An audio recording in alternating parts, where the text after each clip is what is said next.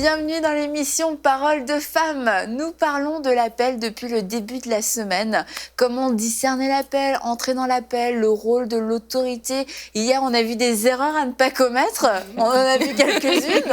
Il faut peut-être mettre pause pour pouvoir dire « Est-ce que moi j'ai fait cette erreur-là » En tout cas, je crois que ce sont des bons conseils à recevoir lorsqu'on entre ou on a le désir d'entrer dans le ministère, parce qu'il y a vraiment des choses, quelquefois des simples choses et quelquefois des choses qui sont dans le domaine du bon sens, tout simplement, et qui vont nous éviter de nous tromper. Et quelquefois, ça fait mal. Certaines erreurs font plus mal que d'autres. Et aujourd'hui, on va parler d'un sujet d'actualité, d'un sujet qui va sûrement faire parler. Est-ce qu'on peut être un ministère sur les réseaux sociaux? Alors, on va voir différentes variantes. Est-ce qu'on peut être un ministère uniquement sur les réseaux sociaux et ne pas exister en dehors? Si on exerce le ministère principalement à travers les réseaux sociaux, est-ce que c'est différent que de le faire dans une église ou dans le cadre de rassemblements physiques? Quelles sont les règles des réseaux sociaux? Parce que les réseaux sociaux ne faisaient pas partie avant du paysage du ministère. Quand on parlait ministère, on ne parlait pas réseaux sociaux, on ne parlait pas communication, on ne parlait pas toutes ces choses-là. On ne parlait pas photos, et les photos n'existaient même pas. Enfin bon, bref, on ne va pas rentrer là-dedans. Et les réseaux sociaux, aujourd'hui, font partie de notre vie et beaucoup de ministères s'en servent. Donc, on va voir, pouvons-nous être un ministère sur les réseaux sociaux, uniquement sur les réseaux sociaux? Parce que là, il y a une nuance que tu fais, c'est qu'on n'est pas un ministère qui utilise les réseaux sociaux pour parler de nos réunions de semaine, c'est qu'on est exclusivement que sur les réseaux. Et je crois que en fait, la nuance, elle se fait au niveau de notre cœur, de la façon dont on aborde. Parce que tu dis, en fait, les réseaux sociaux, c'est quelque chose de nouveau. Je crois que tout le monde, que ce soit les entreprises dans le séculier, sont en train d'appréhender comment bien utiliser les réseaux sociaux. Tout le monde les utilise, en fait. Et je crois que en tant que ministre de la parole, c'est aussi la même chose aussi de nous, de savoir comment est-ce que je suis en train d'utiliser ça. Est-ce que je suis en train de l'utiliser selon le plan que Dieu m'a donné? Je crois qu'on doit comprendre que dans une société, plusieurs sociétés vont vivre des changements. Je pense qu'avant, on allait annoncer l'évangile au coin de la rue, on criait sur les places. Après, je sais pas, moi, il y a eu la venue des médias, que ce soit les magazines, que ce soit après la radio, qui était un gros boom, et après la télévision, et puis aujourd'hui, maintenant, on est avec Internet. Mais après, le message reste le même, parce que le message est la parole de Dieu, et le serviteur doit être le même. On ne doit pas être un serviteur qui est différent lorsqu'on est sur les réseaux. Et là, ce qu'on a parlé pendant toute la semaine, c'est qu'un serviteur de la parole est redevable. Alors, est-ce que je suis un ministère sur les réseaux sociaux? Est-ce que je suis redevable? Est-ce que j'ai une autorité? Est-ce que je me tiens à la parole? Est-ce que j'ai gardé mon cœur? Toutes ces choses-là doivent s'appliquer, même si on est un ministère qui est sur les réseaux sociaux, en fait. Je pense que je suis nostalgique. Je me dis, ce que c'est qu'on est on est en train de tourner. Oui, je sais, tout à fait. Nous sommes en train de tourner, Annabelle. Non, pour vrai, je t'écoutais, Nadine. Je me dis, franchement, je pense que je suis nostalgique. Il y a une époque où toutes ces choses-là n'existaient pas. Je suis pas contre, je suis pour, c'est correct. Je n'ai jamais vécu dans cette époque. Mais... Désolée. Bon. Mais franchement, oui, toutes ces choses qu'on a parlé depuis le début de la semaine, honorer nos anciens, être sous une couverture spirituelle, faire partie d'une église locale, forcément. Je pense que toutes ces choses-là entrent en ligne de compte, à savoir, est-ce que c'est légitime pour moi d'avoir un ministère sur les réseaux sociaux? Encore une fois, je pense pas que d'être un électron solitaire dans l'univers sur les réseaux sociaux fait de nous un ministère crédible. Tu vois, parce que n'importe qui aujourd'hui peut se proclamer prédicateur sur les réseaux sociaux. Et donc, je pense qu'il faut vraiment être vigilant, il faut faire attention parce qu'on a parlé depuis le début de la semaine de l'appel. Et donc, l'appel vient de Dieu. Après, je pense, Dieu, encore une fois, il fonctionne toujours dans l'ordre divin. Donc, moi, je pense que vraiment, les réseaux sociaux sont là pour supporter, sont là pour soutenir quelque chose qui existe déjà dans le concret, dans le naturel. Ça soutient une église, ça soutient une mission, ça peut soutenir toutes sortes de branches qui concernent notre ministère. Ça peut être un orphelinat, ça peut être des œuvres humanitaires. Bon, toutes ces choses-là, je pense que ça doit soutenir quelque chose qui existe dans le concret, dans le naturel. parce qu'on doit avoir été envoyé, on doit avoir été approuvé. Et pour cela, on va en parler toute la journée aujourd'hui. Voyons, tout au long de cette émission, mais... J'ai de la difficulté parce qu'on se moque de moi. Aurélie, arrête ça. Non, je ne me moque pas. Je suis d'accord avec ce que Mathilde a dit parce que, en fait, les réseaux sociaux, c'est un moyen de communication, en fait. C'est même fondamentalement, les réseaux sociaux, c'est un moyen de communication. Et si on décide de faire le ministère sur les réseaux sociaux, ça veut dire qu'on utilise ce canal-là pour communiquer la parole. Et ça veut dire qu'on a une vie, on a l'appel, on a la vie normale que quelqu'un d'autre peut vivre s'il n'a pas les réseaux sociaux dans notre relation avec Dieu. Et c'est ça qu'on va communiquer, en fait. C'est pas juste... En fait, le réseau social n'est pas ce qui est important. C'est pas ça notre priorité. Voilà. Okay. Ce n'est que le canal par lequel on va passer pour répondre à l'appel de Dieu. Maintenant, ça n'exclut pas, comme je dis, il y a la vie qu'on vit, en fait, dans le cadre de l'Église locale, dans le cadre du service, dans le cadre de notre vie de tous les jours, de notre relation avec Dieu. C'est ça qui va déterminer toutes les actions qu'on va poser, en fait. Le Seigneur peut te dire, oui, ouvre un compte, je ne sais pas, sur, disons, Facebook, par exemple. Ouvre un compte, parle de ma part. Tu vas le faire, mais tu vas toujours respecter l'ordre, en fait, que le Seigneur te donne. Tu vas respecter ton pasteur, même s'il ne sait pas c'est quoi Facebook. C'est pas ça la question. Parce qu'il y a des personnes qui vont juste dire, oui, mais je ne veux pas parler de ça à mon pasteur. Lui, il ne comprend même pas c'est quoi Internet. Tu vois, voilà, mais même s'il ne sait pas, il faut que tu aies ce cachet. Et ça rejoint tout ce qu'on a déjà dit tout au long de cette semaine, c'est que si tu n'as pas ce cachet et que ton ministère, si ta vitrine est plus importante que ce qui est dans le fond, mais ça veut dire qu'il y a quelque chose qui cloche quelque part. Et une des recommandations, des instructions qu'on a, c'est de pas marcher dans l'hypocrisie. Et on a parlé il y a quelque temps avec Emmanuel, qui était ici de Belgique, on a parlé d'avoir une vie authentique, de mener une vie authentique, d'avoir un impact authentique. Et c'est vrai qu'à travers les réseaux sociaux, et d'ailleurs, on n'est pas contre les réseaux sociaux, Mathilde est juste nostalgique. Elle n'est pas contre les réseaux sociaux.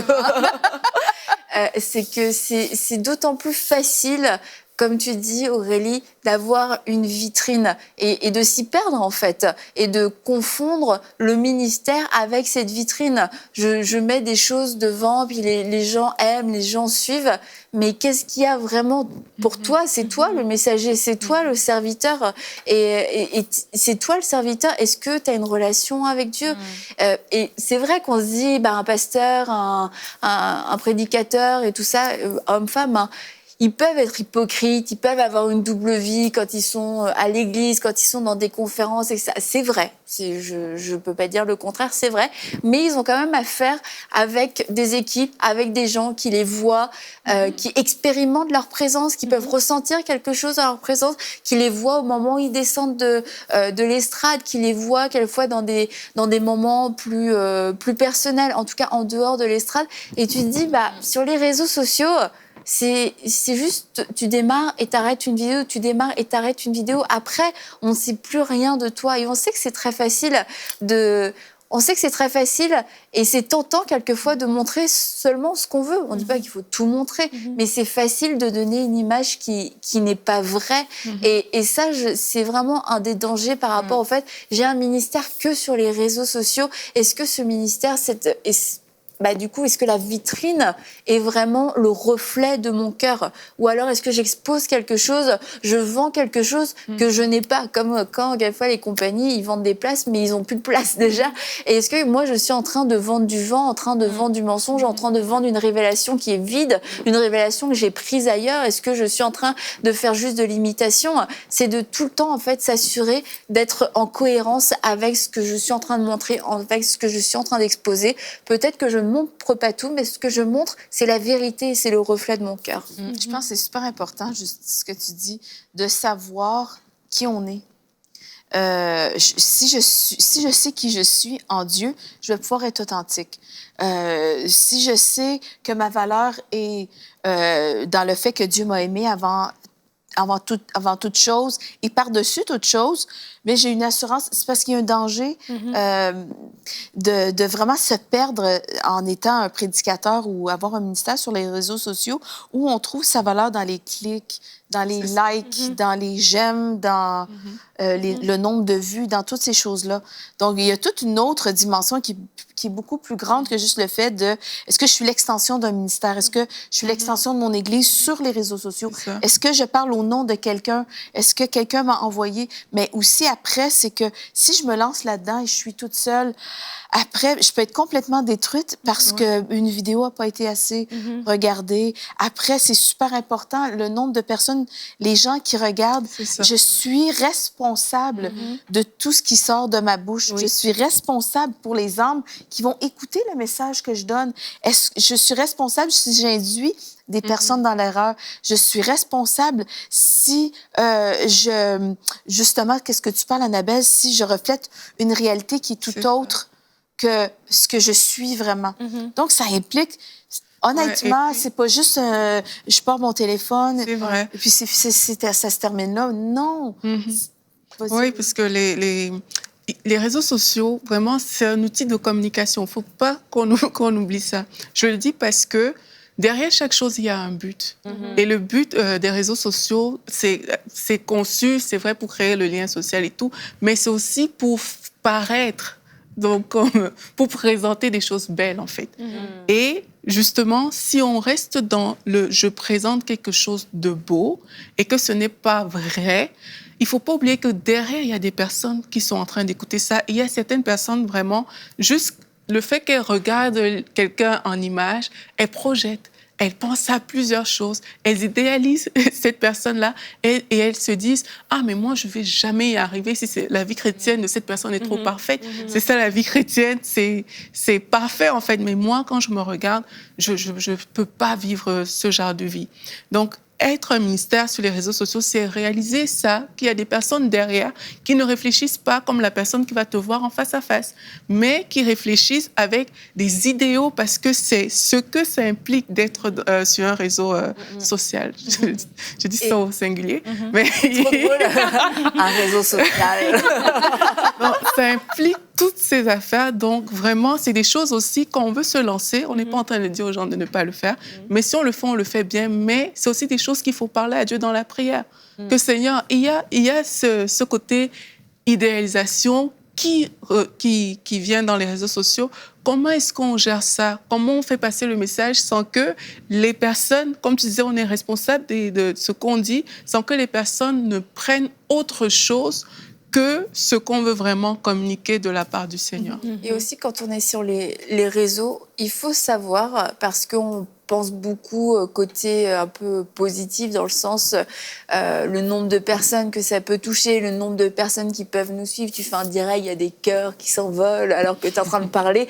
Et quand tu prêches dans une église, il n'y a pas de cœurs qui s'envolent. Éventuellement, les gens ne dorment pas. Tu n'as pas des petits messages qui font... Non, c'est ça. Mais... aussi, on s'expose à beaucoup de critiques parce que il y a de la critique. La critique existe dans tous les cas, je veux dire, même en dehors des réseaux sociaux. C'est pas les réseaux sociaux qui ont inventé la critique, mais les réseaux sociaux ont participé à l'expansion de beaucoup de choses au niveau de l'expression et ont modeler aussi une forme de communication où on parle à tout le monde, on se mêle de plein de choses qui ne nous regardent pas, on laisse des commentaires, et quelquefois des commentaires qui sont très insultants.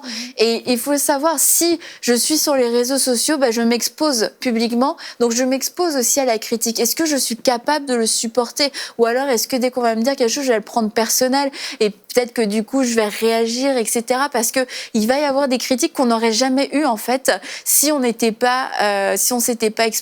Parce que les pasteurs qui prêchent dans leur église, oui, ils vont avoir des critiques. Mais pour dire ce que quelquefois on peut lire sur les commentaires, faut quand même avoir du courage pour aller voir ton pasteur à la fin du message et le traiter de tous les noms et de dire blablabla, blablabla. Parce que souvent, en plus, ce genre de commentaires, c'est juste sur un mot, une phrase, une apparence, un cheveu, un rouge à lèvres, un machin. Et là, je balance ma critique, je balance mon commentaire super insultant. Bon, dans la vraie vie, on n'est pas forcément aussi violent. Il y a des gens, mais on les aura pas tous d'un seul coup. Et c'est sûr, quelqu'un qui fait un live, ben, tu peux te prendre, et puis il suffit qu'il y ait quelqu'un qui commence, et là, il y a une montée, et tu peux te prendre des propos insultants qui sont vraiment blessants, parce que c'est pas parce qu'on est sur les réseaux qu'on est plus humain, en fait. Et que les gens qui sont sur les réseaux ont pas de cœur et ont pas d'âme et qui sont pas atteints, en fait, ça atteint. Donc, me dire, si je suis sur les réseaux, je m'expose à une critique, est-ce que je suis capable de le supporter? C'est ça. En fait, je pense que quand on commence un ministère sur les réseaux sociaux, il faut vraiment avoir une assurance qu'on est envoyé, qu'on est appelé de Dieu pour faire ça, parce que oui, ça rejoint beaucoup de monde et c'est l'avantage de ça. Mais ceci dit, il faut être fait super fort. Il faut être fait fort, il faut avoir une certaine maturité spirituelle. Je pense qu'il y a un danger à un nouveau chrétien de s'exposer de cette manière-là, justement parce que par un manque de maturité, je pourrais dire des choses justement qui pourraient m'exposer à une critique que je ne saurais mais pas du tout gérer. Et il y avait quelqu'un dans l'Église, il n'y a pas tellement longtemps, une femme qui sert avec nous, qui est notre fille spirituelle, si on peut dire ça comme ça, parce qu'elle m'appelle maman. Elle nous appelle maman et papa. Détails, et puis à la fin, on dira dont on taira le nom. Non, mais je vais juste dire que cette personne-là marche dans l'honneur. C'est ça que je veux dire. Et en fait, c'est qu'elle avait commencé un ministère sur les réseaux sociaux. Elle faisait des petits messages, des exhortations. Puis elle a eu l'absence de la paix un jour quand elle faisait son truc. Puis elle s'est dit, je vais rencontrer mon pasteur puis je vais lui demander qu'est-ce qu'il en pense. Et en fait, elle sentait qu'elle devait arrêter et de reprendre plus tard, mais qu'elle devait prendre de la maturité et qu'elle devait apprendre à prêcher dans un autre contexte et vraiment d'avoir le goût de son pasteur. Et vraiment, elle a mis une pause à ça et vraiment, elle a une paix. Et après, c'est comme Dieu a commencé à la promouvoir de d'autres façons. Et Dieu a commencé à la prouver de d'autres façons et de la faire grandir spirituellement. Puis, dernièrement, elle nous a dit, je suis tellement contente de ne pas avoir continué ça parce qu'elle a démarré aussi l'école biblique, elle a fait des choses, elle a mis en place des choses dans sa vie pour grandir spirituellement, pour être vraiment équipée et relâchée officiellement pour faire ça. Et donc, elle s'est dit, là, elle fait l'école biblique, puis elle dit, oh, j'écoute des trucs, puis elle dit, heureusement que j'ai arrêté. Heureusement que j'ai arrêté parce qu'elle dit j'aurais dit des bêtises. Wow. Donc, ça fait juste prouver que, vraiment, elle a usé de sagesse, mais elle a marché dans l'honneur, elle a marché dans le respect de l'ordre divin, l'ordre spirituel. Puis il y a toujours une récompense pour ça. Et vraiment, je pense au temps convenable, Dieu va l'élever, Dieu va bénir son ministère parce que cette personne a vraiment un message. Mais ce que je veux dire, c'est que cet exemple-là représente des centaines de femmes qui nous écoutent en ce moment. Et j'aimerais vous dire, soyez patientes. Et je pense vraiment que l'approbation du cœur de Dieu est tellement important parce que moi, je crois dans les réseaux sociaux. C'est comme... C'est quelque chose, genre, qu'on se serait jamais imaginé il y a 15-20 ans que toute la planète pouvait nous écouter au même moment, en un seul temps. Je veux dire, c'est comme, il y a quelques années, c'était quelque chose que notre cerveau ne pouvait même pas comprendre. Donc, oui, il y a vraiment comme une force à être reconnue des réseaux sociaux. Il y a vraiment quelque chose, mais je pense vraiment il faut y aller. Il faut user de cet outil-là avec beaucoup de sagesse. Et encore une fois, la relation avec notre Dieu est à la bonne place au bon moment. Je pense que c'est ça la vraie réussite dans la vie. Ouais. Et on parle des ministères qui sont exclusivement sur les réseaux. Et je crois qu'on doit comprendre on va rendre des comptes à Dieu. On va rendre des comptes à Dieu de ce qu'on a fait de notre temps sur terre, oui. On va rendre des comptes à Dieu de ce qu'on a fait par rapport au ministère que le Seigneur nous a confié. Et si vous êtes dans un cas où est-ce que vous êtes exclusif, là, dans ton cas, la sœur, elle appartient à une maison. Et donc, elle a eu quelqu'un qui pourrait lui dire, non, là, tu peux y aller. Non, là, je sens pas. Oh non. Tu sais, des fois, tu peux dire quelque chose. Parce que des fois, on connaît des gens qu'on voit leur vie sur Internet, puis nous, on les connaît dans la vraie vie, puis c'est pas ça du tout.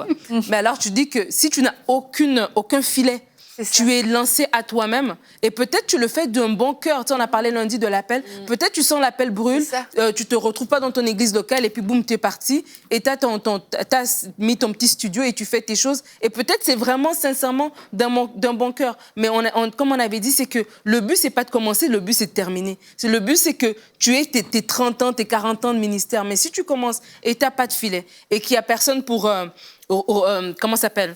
redire ou bien vraiment attester de ce que tu es en train de dire, ben c'est dangereux pour toi-même. Et non seulement d'abord ce danger de manquer de filet, mais le deuxième danger, c'est la nuance que les réseaux sociaux, c'est pas comme à l'église où est-ce qu'on n'est que des chrétiens. Sur les réseaux sociaux, c'est tout le monde qui est là. Donc, est-ce que je vais présenter mon truc comme je le sens de la part de Dieu, ou bien je suis maintenant en compétition avec celle qui fait son truc de maquillage, celle qui fait son truc de coiffure, et du coup, je suis obligée d'embellir, je suis obligée de parler de bénédiction. Est-ce que je vais venir dans mon réseau social parler de sanctification, de mort à soi, et puis faire une série de 6 semaines sur Romain, ou bien je vais juste dire des choses qui vont, tu vois. Donc, du coup, même peut-être moi-même, je peux être tentée de diluer mon message, de dire des choses pour mettre les gens confortables. Après, quand bien même j'ai dit, est-ce que je suis en mesure de faire un suivi de toutes ces personnes qui vont m'écrire pour me dire, ben, j'ai tel problème, tel problème, tel problème. Tu vois, donc il y a tellement de nuances que c'est vraiment important d'être accompagné. C'est pas dire, comme Aurélie l'a dit, c'est une plateforme, mais être tout seul et ne... Ces âmes, après, on en fait quoi? Donc c'est vraiment important de dire... L'important, c'est le royaume de Dieu. L'important, c'est que, voilà, c'est le long terme. C'est pas juste moi. Je suis pas en train de m'exposer, de faire ma promotion de moi. Je fais la promotion de Jésus-Christ. Donc, il y a vraiment une responsabilité, vraiment une façon de faire. Et puis, on parle du ministère de la parole et tout. On parle des bergers. Un berger, c'est quelqu'un qui suit. Et avant de se lancer sur les réseaux sociaux, c'est de se poser la question, vraiment, comme tu disais, est-ce que je suis capable de suivre ces personnes? Ou alors, est-ce que je suis capable d'orienter ces personnes? Est-ce que je suis capable de prier pour ces personnes? Parce que parfois, on se voit, nous, sur les réseaux sociaux, mais on ne voit pas. Et c'est facile, tu es tout seul devant ton téléphone, mais tu ne vois pas les gens derrière les réseaux sociaux. Mais un ministère pour les réseaux sociaux, orienté réseaux sociaux, mais c'est comme ton pasteur dans ton église, il sait que voilà, il a 1000 membres. Il sait que je mets des choses en place pour que ces 1000 membres-là puissent recevoir une nourriture spirituelle. Je fais le suivi de mon église, etc.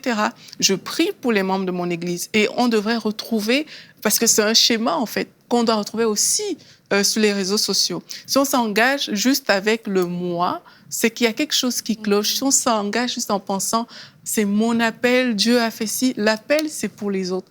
Oui, on veut apporter la parole, mais apporter la parole ne suffit pas quand on répond à l'appel. On doit donner la parole de Dieu, mais on la donne aux gens. Et ces personnes-là, on a une responsabilité vis-à-vis d'elles, et on a la responsabilité de les suivre et de pouvoir les accompagner quelque part.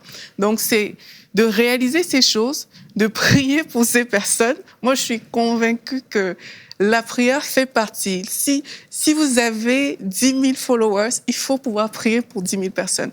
Si chaque jour tu pries il y en a qui pour... On ne peut pas supprimer les gens qui te suivent. Bah, bref. Si chaque jour tu pries juste pour toi, ça veut dire que ce n'est pas un appel. L'appel te fait aller vers autrui, en fait. Donc, si ton autrui, c'est ton nombre de followers, sache que tu es engagé vis-à-vis d'eux spirituellement et ce n'est pas quelque chose à prendre à la légère. Et c'est pour ça que c'est important de faire la promotion de l'église locale. Donc, je me dis, quand je me présente comme dans les réseaux sociaux, comme Aurélie, tu disais que c'est une vitrine et peut-être les personnes peuvent juste voir ça, c'est que même moi, quand bien même je viens vous faire ma petite vidéo, je vous dis, hey, moi, je suis juste là pour vous faire une petite exhortation de 20 minutes, mais vous avez besoin d'un berger. Et c'est ça, des fois, que certaines personnes manquent et donc, ils se ramassent ces followers, ça devient ta responsabilité, les 10 000. Mais si je vous dis que moi, je vous ai juste présenté 15 minutes, mais après, allez à votre église locale, ben, devant Dieu, moi, je ne suis pas responsable de prier pour 10 000 personnes. Non, mais c'est vrai. Et donc, ça permet que les gens, quand ils voient ça, ils comprennent que non, il y a pas la vie chrétienne, c'est pas juste ces images-là. Il y a une vie de tous les jours. Il y a quelque chose en dessous. C'est que si moi je viens, je me présente, mais moi aussi j'ai un berger, moi aussi je réponds de quelqu'un. C'est que j'envoie le message aux autres que non, tu ne veux pas juste cliquer sur les messages qui t'intéressent. Tu dois aller dans une église parce qu'à cette église-là, on ne va pas te présenter que les messages qui t'intéressent. Tu arrives un dimanche où est-ce qu'on va prêcher quelque chose qui va peut-être te pincer. Ça va être du brocoli, ça va être des betteraves. Mais ça va être bon pour toi. J'aime beaucoup les betteraves au passage. Mais moi aussi. Je sais. Mais en fait, finalement, la conclusion à laquelle on peut arriver, c'est que oui, on peut avoir un ministère de la parole sur les réseaux sociaux uniquement sur les réseaux sociaux. Je ne pense pas qu'on ait répondu à un oui ou un non, mais on a soulevé en tout cas des questions auxquelles c'est important de pouvoir répondre. Et si on ne peut pas y répondre, c'est difficile là, de continuer, mais arrêtez-vous pour vous poser ces questions. Mais c'est qu'en fait, peu importe là où on va exercer le ministère, peu importe même le ministère qu'on exerce, pasteur, évangéliste, docteur, prophète, apôtre, c'est qu'il y a une éthique dans le ministère et qu'on doit retrouver, que ce soit qu'on soit sur l'estrade ou qu'on soit sur les réseaux sociaux. Et cette éthique-là, on doit la retrouver. Et peut-être que, c'est vrai, sur les réseaux sociaux, il faut veiller d'autant plus parce que c'est facile, en fait, de déraper. C'est facile de se laisser détourner. Il faut veiller. Donc, les réseaux sociaux, on est d'accord quand même, au cas où que vous vouliez déformer nos paroles, mais je ne pense pas, c'est pas votre genre. On n'a jamais dit qu'on était contre les réseaux sociaux. On croit que c'est vraiment un outil de communication qui est fort et avec lequel on peut annoncer la bonne nouvelle, on peut enseigner le peuple de Dieu, on peut édifier, exhorter, on peut aller dans des endroits où physiquement on ne pourra pas aller. Mais maintenant, il faut savoir bien l'utiliser. Ça a été la même chose à l'époque pour la radio, ça a été la même chose aussi pour la télévision. Il y avait des gens qui étaient complètement pour, et il y a des ministères qui ont dit non, moi la télévision j'y crois et je vais être sur la télévision parce qu'ils avaient une grande vision. Après, le ministère sur la télévision a eu ses dérives et on se dit ah non, la télévision c'est mauvais. Le ministère sur les réseaux sociaux a eu ses dérives et maintenant on dit ah les réseaux sociaux c'est pas bon. En fait c'est pas les réseaux sociaux en soi-même, c'est vraiment l'utilisation qu'on va en faire. Et c'est vrai, utilisons tout ce que nous avons à portée de main pour pouvoir annoncer l'évangile, pour pouvoir partager la parole, mais n'utilisons pas, en tout cas spécifiquement les réseaux sociaux pour se promouvoir soi-même. S'autoproclamer prédicateur international. Et que ce ne soit pas la réponse, on a parlé de la rébellion, que ce ne soit pas la réponse à la rébellion. J'ai pas de place, il n'y a personne qui veut de moi, il n'y a personne qui veut me laisser prêcher, il n'y a même personne qui veut me laisser ouvrir une réunion, il n'y a personne qui veut me laisser un micro, donc je vais aller sur les réseaux. Et c'est pas parce qu'on a une bonne tête qu'on est sympa et qu'on est attachant et qu'on a en plus quelques notions de communication qu'on a l'approbation de Dieu en fait. Et c'est de faire cette différence. Et notre prière, c'est que la crainte de Dieu puisse revenir tout simplement dans votre cœur et que vous puissiez vous assurer que vous êtes seulement en train de servir le Seigneur. Et que si demain, il y avait plus d'Instagram, il n'y avait plus de Facebook, il n'y avait plus rien, est-ce que vous auriez toujours ce zèle? Est-ce que vous auriez toujours cette envie, ce désir de servir le Seigneur d'une façon ou d'une autre, qui puisse vous envoyer ailleurs, dans un pays où ça n'existe pas et que vous deviez toucher les gens, que vous deviez parler avec des vraies personnes?